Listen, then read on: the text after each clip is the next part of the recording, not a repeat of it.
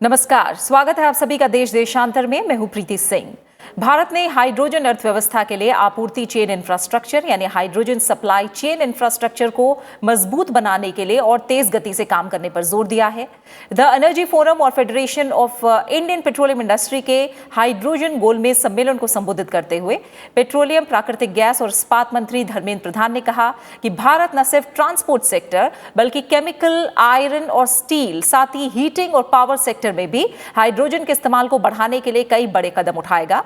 Virtual माध्यम से hydrogen सम्मेलन में भारत सरकार ने उम्मीद जताई है कि कार्बन मुक्त हाइड्रोजन फ्यूल आने वाले दिनों में अलग अलग सेक्टरों में ऊर्जा की बढ़ती जरूरतों को पूरा करने में अहम रोल अदा कर सकता है। पेट्रोलियम और प्राकृतिक गैस मंत्रालय के अंतर्गत द एनर्जी फोरम और federation of Indian petroleum industry ने 15 अप्रैल यानी आज हाइड्रोजन अर्थव्यवस्था भारतीय संवाद 2021 विषय पर वर्चुअल माध्यम से हाइड्रोजन गोलमेज सम्मेलन का आयोजन किया, जिसमें कई देशों के प्रतिनिधियों ने हिस्सा लिया। इस सम्मेलन में चर्चाओं का जो फोकस है वो उभरते हाइड्रोजन इकोसिस्टम और साझेदारी, सहयोग और संगठन की संभावनाओं से जुड़े अवसरों का पता लगाने पर रहा। इस गोलमेज सम्मेलन का उद्देश्य विश्व के महाद्वीपों पर मौजूद हाइड्रोजन के वर्तमान पारिस्थितिकी यानी इकोसिस्टम की प्रगति को समझना और थिंक टैंक, सरकारों और उद्योग जगत के लिए एक ऐसा मंच उपलब्ध कराना है जहां सभी पक्ष एक साथ आ सके और सस्ती और टिकाऊ प्रौद्योगिकी विकसित करने के अभियान से जुड़ सके।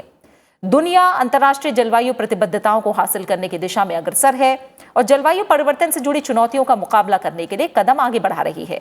ऐसे में हाइड्रोजन की महत्ता दिन प्रतिदिन बढ़ रही है, क्योंकि ये एकमात्र ऐसा पारंपरिक ईंधन का स्रोत है जो ऊर्जा आवश्यकताओं की खाई को पाट सकता है।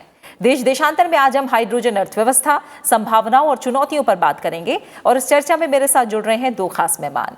मेरे साथ जुड़े हैं Shirish S Garud, senior fellow, renewable energy technologies TERI. साथ ही मेरे साथ हैं Abhishek Saxena, public policy expert, NITI Aayog. आप दोनों मेहमानों का बहुत बहुत शुक्रिया देश देशांतर में मेरे साथ जुड़ने के लिए।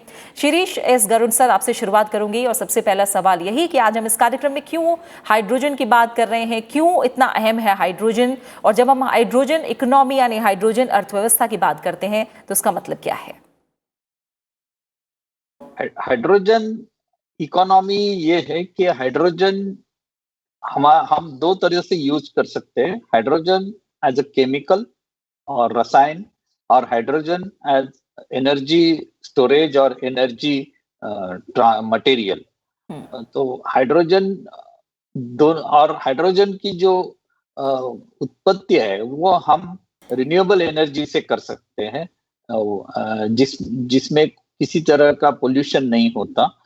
तो इसकी वजह से हाइड्रोजन इकोनॉमी का जो नया अभी अभियान चल रहा है सब कंट्रीज में, क्योंकि ये आमतौर पे जो फॉसिल फ्यूल्स है जैसे कि कोल या ऑयल या गैस, तो ये या तो इनको रिप्लेस कर सकता है या गैस के साथ हाइड्रोजन को मिक्स करके HCNG जैसे करके हम उसका एमिशन लेवल कम करके हम हाइड्रोजन के साथ उसको यूज कर सकते हैं। इस तरह से हाइड्रोजन के हर सेक्टर में हाइड्रोजन फ्यूल की तरह भी यूज हो सकता है, और स्टील जैसे सेक्टर में केमिकल प्रॉपर्टीज हाइड्रोजन की रिडक्शन के लिए, स्टील प्रोडक्शन के लिए यूज हो सकती है।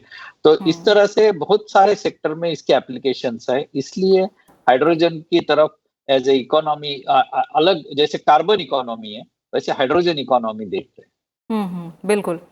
और अभिषेक सर, आपसे मैं समझना चाहूंगी, जो हाइड्रोजन इकोनॉमी और न्यू दिल्ली डायलॉग, नई दिल्ली सम्मेलन की जब हम बात करते हैं तो ये किस तरह से अपनी तरह का एक अनूठा सम्मेलन है, और इस सम्मेलन में जो चर्चाएं, जो मंथन है, वो कितनी अहम साबित हो सकती है अगर हम हाइड्रोजन इकोनॉमी की बात करते हैं तो?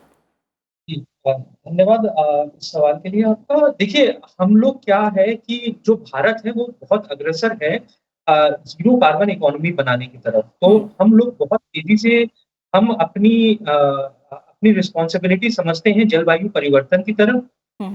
हम जान रहे हैं कि क्लाइमेट चेंज जो है एक बहुत बड़ा इस समय हमारे पास में एक थ्रेट के तौर पे उभर रहा है, और ये केवल इंडिया नहीं, ये अक्रॉस द वर्ल्ड हो रहा है। तो हम क्या चाह रहे हैं कि जो डिफरेंट सेक्टर्स हैं हमारे, हम कैसे उसको डीकार्बनाइज करें। तो देखिए, जैसे प्रधानमंत्री ने हमें लक्ष्य दिया कि आप 450 गीगावाट ऑफ सोलर प्रोडक्शन करेंगे। इससे जो एनर्जी जनरेशन था वो डिकार्बनाइज हुआ। लेकिन जो CO2 एमिशंस हैं या कार्बन डाइऑक्साइड एमिशंस हैं, वो डिफरेंट डिफरेंट सेक्टर्स में हो रहे हैं। जैसे आपका एक ट्रांसपोर्टेशन एक सेक्टर है, जैसा इंडस्ट्रीज आपका एक सेक्टर है। तो ये जो सेक्टर्स हैं, ये आपका एनर्जी जनरेशन आपका यूज़ करेंगे, लेकिन इसको आपको कुछ और वे निकालना पड़ेगा आपको डिकार्बनाइज करने के लिए। तो हाइड्रोजन है वो इसमें बहुत इम्पोर्टेंट एक रोल प्ले करेगा।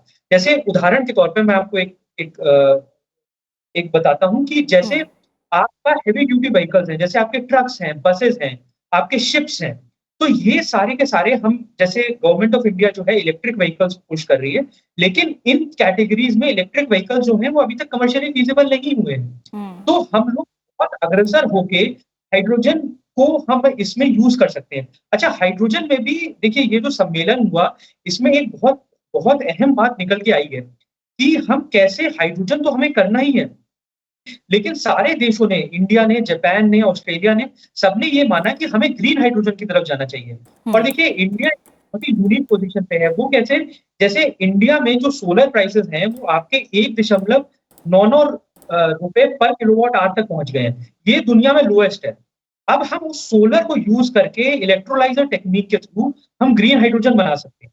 तो इसमें जो जो अलग-अलग देश हैं दुनिया के, चाहे वो यूनाइटेड स्टेट्स हो, चाहे ऑस्ट्रेलिया हो, चाहे जापान हो, तो ये सब कोलैबोरेटिवली आना पड़ेगा। इसमें फाइनेंसिंग की बहुत ज़्यादा नीड है, टेक्निकल कोलैबोरेशन की बहुत ज़्यादा नीड है और एक्चुअली इस टाइम पे की बहुत ज़्यादा ज़रूरत है। क्योंकि देखिए अभी जो है ये बहुत ही नेसेंट स्टेज पे ये टेक्नोलॉजी है।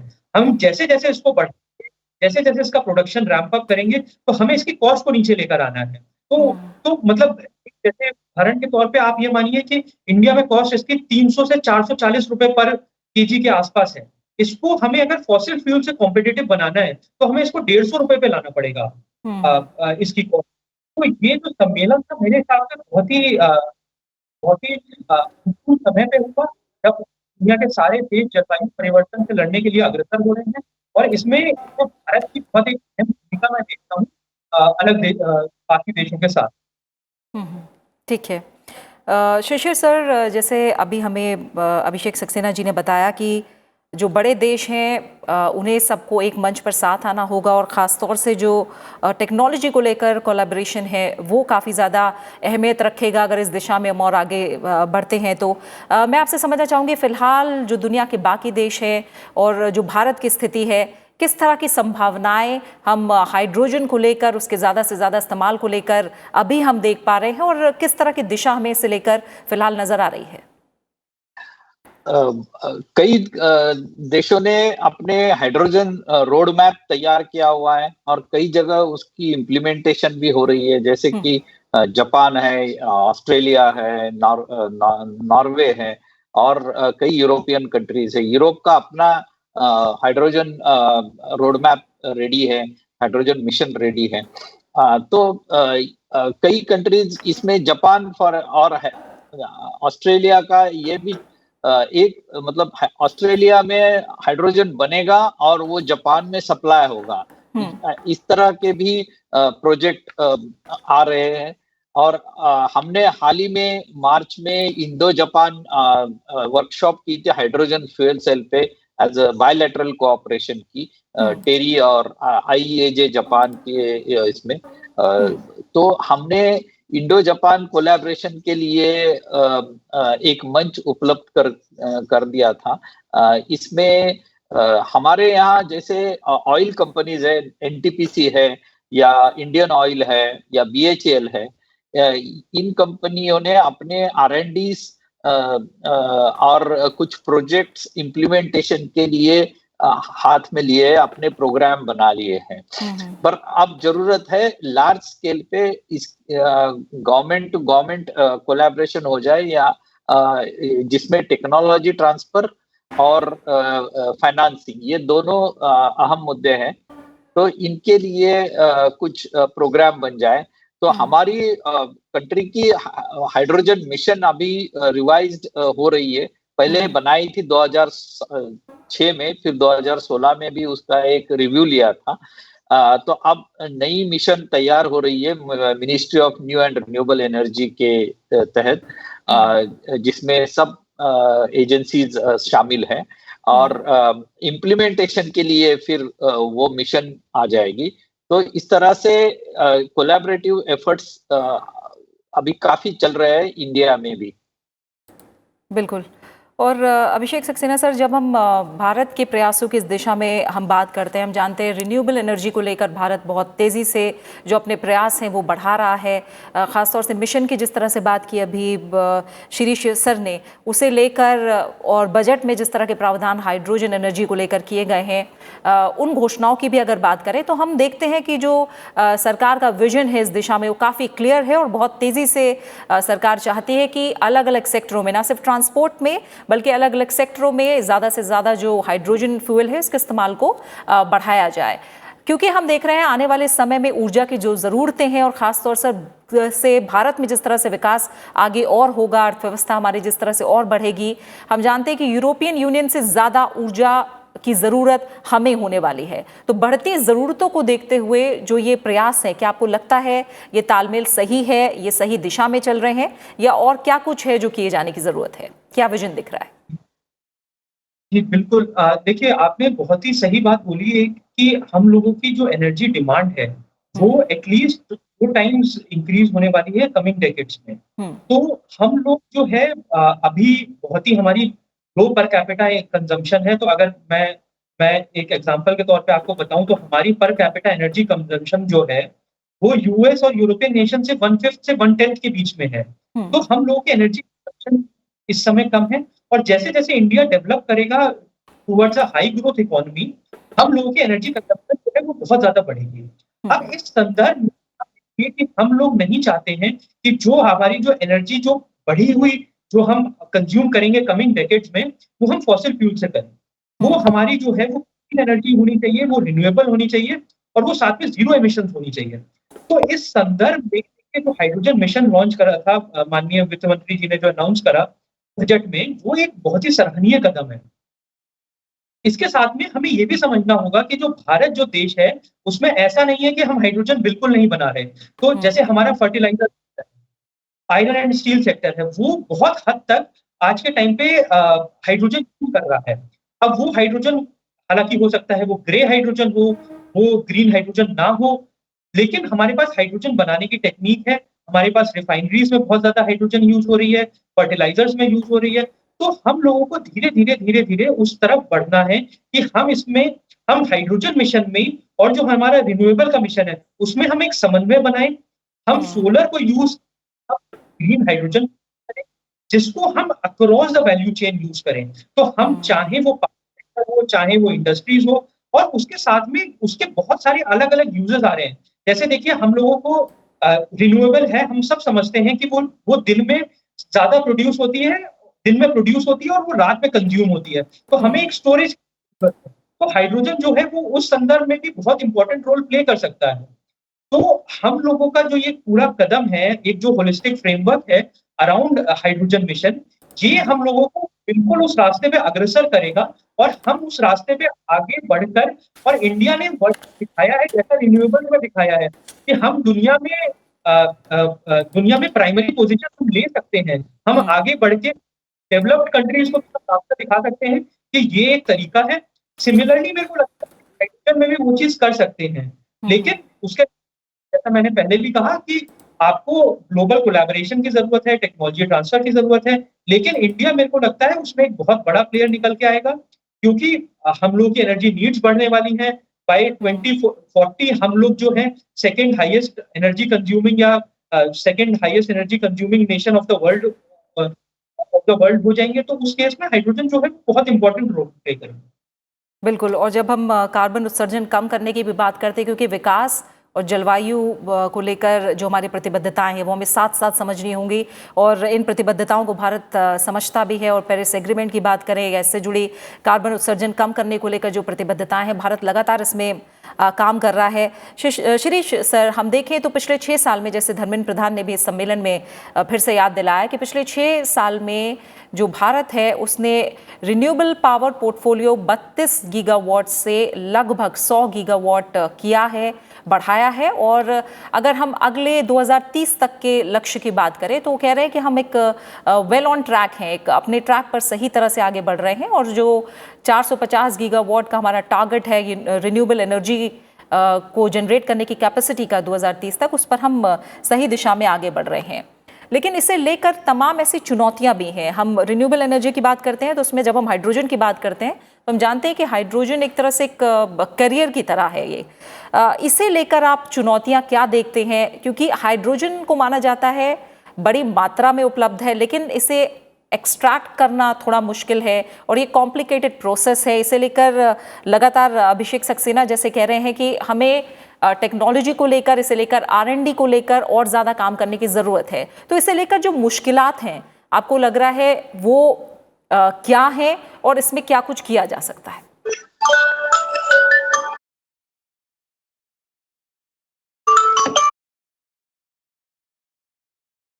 शिरीष सर, आप सुन पा रहे हैं? हाँ, जी। हाँ, या सॉरी। देखो, इसमें ये है कि अभी जो हमारी रिन्यूएबल एनर्जी की कैपेसिटी बिल्डिंग हो रही है वो पूरी ग्रिड कनेक्टेड सोलर पावर या ग्रिड कनेक्टेड विंड पावर के ऊपर फोकस है। और अभी जो जैसे अभिषेक जी ने बताया, जितनी रिन्यूएबल एनर्जी वेरिएबल है वो उसका जनरेशन जो है वो समय समय पे चेंज होते रहता है। और ये चेंज की वजह से जब इसका परसेंटेज बहुत ज्यादा हो जाएगा तो ग्रिड स्टेबिलिटी का इश्यू आ जाएगा। तो उसके लिए हाइड्रोजन स्टोरेज और यूटिलाइजेशन एक पर्याय हो सकता है। जैसे क्योंकि इतने बड़े बैटरी स्टोरेज कॉस्ट इफेक्टिव नहीं होंगे। और तो हाइड्रोजन एक तरह से ये रिन्यूएबल एनर्जी का एक तरह से संचालन करने के लिए, सूत्रीकरण करने के लिए इसका यूटिलाइजेशन हो जाएगा। उसके साथ साथ हाइड्रोजन जो है वो बाकी और चीजों के लिए, जैसे इंडस्ट्रियल प्रोडक्शन है, स्टील प्रोडक्शन है, उसके लिए यूज हो सकता है। जैसे इन्होंने बताया अभी कि हमारी फर्टिलाइजर और रिफाइनरी इंडस्ट्री अभी as a part of process they are producing hydrogen which is around 6 million metric ton per year। और हमारा एक स्टडी है टेरी का जिससे हमें लग रहा है कि 2030 तक ये कम से कम 3 गुना हो जाएगा हाइड्रोजन रिक्वायरमेंट जो है हमारी, क्योंकि ये सब जगह हो जाएगी। इंडस्ट्री में होगी, लॉन्ग डिस्टेंस ट्रांसपोर्ट में होगी। और वो अगर हम सोलार से करते हैं, क्योंकि 450 गीगावाट में अगर हम कुछ प्रोजेक्ट्स खाली हाइड्रोजन बेस पे आ जाएंगे, जैसे कि अभी एनटीपीसी ने लद्दाख में एक प्रोजेक्ट प्लान किया है जिसमें हाइड्रोजन का यूज हो जाएगा फ्यूल सेल की तरह। और एक माइक्रो ग्रिड बनेगी जिसमें दिन भर सोलार से ऊर्जा मिलेगी और रात को हाइड्रोजन फ्यूल सेल से ऊर्जा मिलेगी। तो इस तरह से कुछ रिसर्च प्रोजेक्ट या कुछ डेमोन्स्ट्रेशन प्रोजेक्ट भी आ रहे हैं नए नए एप्लीकेशन के लिए। तो रिन्यूएबल एनर्जी का यूटिलाइजेशन अच्छी तरह से होने के लिए, एफिशिएंट होने के लिए हाइड्रोजन एक जरिया है। बिल्कुल। और जब हम इस तरफ कोशिशों की बात करते हैं अभिषेक सक्सेना जी, तो जाहिर तौर पर सभी की भागीदारी बहुत ज़रूरी है, जैसे आपने कहा भी। और ग्रीन हाइड्रोजन कार्बन उत्सर्जन जो है उसे कम करने में बहुत बड़ी भूमिका निभा सकता है, लेकिन इसकी जो सुरक्षा और व्यवहारिकता है दोनों कभी कभी उन पर संदेह भी खड़ा होता है। तमाम ऐसी चीज़ें हैं जिन्हें लेकर और संदेह दूर करने की ज़रूरत है। इसकी सप्लाई चेन की हम जब बात करते हैं उसे भी और मजबूत बनाने की ज़रूरत है। तो आप मानते हैं कि इन सब पक्षों को लेकर जो PPP मॉडल है यानी पब्लिक प्राइवेट पार्टनरशिप, वो काफ़ी अहम साबित होगी? कुछ दिनों पहले हमने देखा इंडिया H2 अलायंस, भारत में एनर्जी मेजर जो कॉर्पोरेट्स हैं, इंडस्ट्रीज हैं, उन्होंने अलायंस बनाया है, कोलिशन बनाया, ताकि हाइड्रोजन टेक्नोलॉजी को कमर्शलाइज करने में मदद मिलेगी। तो आपको लगता है कि ये जो PPP मॉडल पर इस दिशा में काम करना कितना ज़रूरी है और ये कितना मददगार साबित हो सकता है? देखिए, ये बिल्कुल एक अहम चीज़ है कि हम इसमें ये जो एक इनिशिएटिव है हाइड्रोजन मिशन का, वो ना ही केवल सरकार चला सकती है, और इस समय क्योंकि कॉस्ट थोड़े हायर साइड पे हैं, तो मार्केट फोर्सेस जो हैं वो उसको अकेले नहीं चला पाएंगे। इसमें सरकार का इंटरवेंशन और फेवरेबल पॉलिसी मेजर्स जो हैं इसके लिए बहुत ज्यादा जरूरी है। तो बिल्कुल। इस केस आपस में एक कोहेजन बनाने की जरूरत है, आपस में सिनर्जी बनाने की जरूरत है, जिससे सरकार और जो इंडस्ट्रीज हैं और जो प्राइवेट बॉडीज हैं, along with research organisations, academia, ये सब साथ में आके काम करें। और ये जो है तो आपने जैसे बहुत सारे मुद्दों पे बात करी, आपने एक सेफ्टी का मुद्दा बात करा, बिल्कुल। तो हम हाइड्रोजन जो है वो एक तो हाइड्रोजन का स्टोरेज, हाइड्रोजन का डिस्पेंसेशन, हाइड्रोजन का प्रोडक्शन, इन सबको हमें सेफ बनाने की जरूरत है। देखिए 1957 तक हम लोग हाइड्रोजन, जर्मनी जो है प्री वर्ल्ड वॉर 2 एरा में हाइड्रोजन पे बहुत ज्यादा फोकस कर रहा था। फिर एक इंसिडेंट हिंडलबर्ग एक्सप्लोजन हुआ और उसके बाद से जर्मनी ने और वर्ल्ड ओवर हाइड्रोजन को थोड़ा सा साइडलाइन कर दिया। तो हम लोग वैसा नहीं चाहते हैं और वैसा हम लोग बिल्कुल अफोर्ड भी नहीं कर सकते हैं। तो इन सारे मुद्दों पर, जिसमें सारा आपका प्रोडक्शन हो गया, आपका डिस्ट्रीब्यूशन हो गया, आपका डिस्पेंसेशन हो गया, आपको बहुत ज्यादा आपको ह्यूज प्रोडक्शन फैसिलिटीज लगानी बिल्कुल। पड़ेंगी। तो आपका इलेक्ट्रोलाइजर से आपका ग्रीन हाइड्रोजन बनाएगा, फिर आपको पाइपलाइन बनानी पड़ेगी। हालांकि कुछ हद तक आप अभी की नेचुरल गैस पाइपलाइंस को आप यूज कर सकते हैं, लेकिन हाइड्रोजन को ट्रांसपोर्टेशन करना आसान नहीं है। उसके लिए आपको टेक्नोलॉजी डेवलप करनी पड़ेगी, सेफ एंड साउंड टेक्नोलॉजी आपको डेवलप करेगी। फिर आपको हाइड्रोजन पंपिंग स्टेशंस लगाने पड़ेंगे। तो जैसा कि आज की मीटिंग में भी जो ऑनरेबल मिनिस्टर ने चेयर करा, उसमें डिफरेंट कंट्रीज ने बताया कि उन लोगों के बहुत टारगेट्स हैं कि हम कैसे-कैसे हाइड्रोजन फ्यूल पंप्स सेटअप करेंगे। तो जैसे चाइना ने बोला, चाइना का टारगेट है कि कुछ हम 10 से 12,000 करेंगे। जापान का टारगेट है हम 20,000 डिस्पेंसिंग स्टेशन सेटअप करेंगे। तो ये जो पूरा वैक्यूम सेटअप करने की जरूरत है, इसमें सरकार और जो इंडस्ट्री बॉडी है उसको साथ में आना पड़ेगा। देखिए, जो इंडस्ट्री बॉडी है वो अपनी अपनी एक्सपर्टीज और नॉलेज और R&D ये लाएगी, और सरकार जो है वो बहुत हद तक अपना कैपिटल ला सकती है। तो ये जो कम्युनिकेशन है, ये एक बहुत इम्पोर्टेंट है। और हमने अक्रॉस प्रोजेक्ट्स देखा है, जो भी नीश टेक्नोलॉजीज है उसको कहीं ना कहीं वर्ल्ड ओवर आपको सरकार की बैकिंग अप करनी पड़ेगी। चाहे वो आप चाहे वो इलेक्ट्रिक व्हीकल की स्टोरी देख लीजिए यूएस में, चाइना में, चाहे आप वो सोलर की स्टोरीज देख लीजिए। बिना बिना गवर्नमेंट की बैकिंग के और बिना गवर्नमेंट के फेवरेबल पॉलिसी सपोर्ट के ये जो नीश टेक्नोलॉजीज हैं ये कमर्शियली फिजिबल नहीं होती हैं। तो और इस तरह से हम लोगों को एक पूरा एक ब्लैंक स्लेट पे, आप जैसे बोले, ब्लैंक स्लेट पे आपको एक पूरा एक इकोसिस्टम क्रिएट करना है।